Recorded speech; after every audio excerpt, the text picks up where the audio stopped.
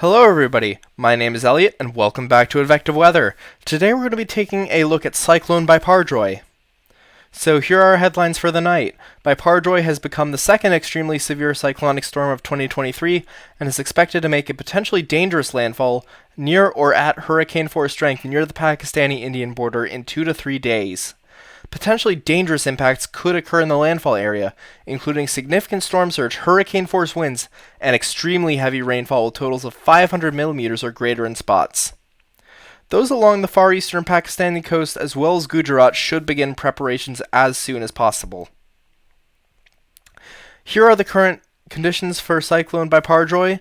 As of 0 UTC today, which is June 13th, Biparjoy was located at 20.8 degrees north, 67.1 degrees east.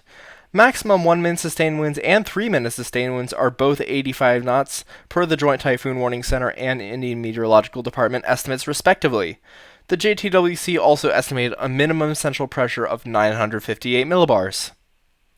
Taking a look at the setup now, Biparjoy's intensity has fluctuated over the past few days due to periods of moderate to strong shear, fighting its attempts to build some of that upshear convection that it would need to close off an eye wall. However, Biparjoy is entering an area of decreasing shear, and this abating shear could allow for some re-intensification in the short term. And extremely favorable thermodynamics will be present all the way up to landfall. SSTs of over 30 degrees Celsius and oceanic heat content of 50 to 100 units will permit potential strengthening as long as the dynamic setup is favorable as well.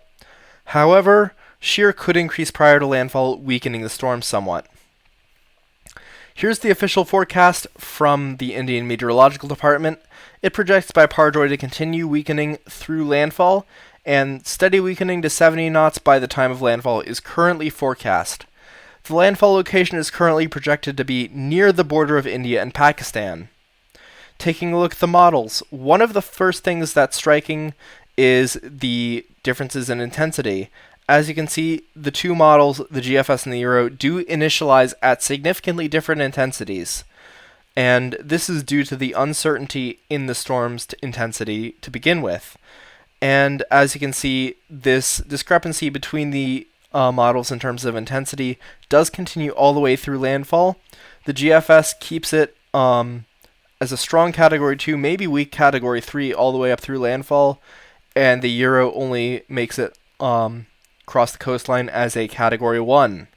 So pretty significant difference there. However, the bottom line is it still will cross the coastline as a hurricane force system.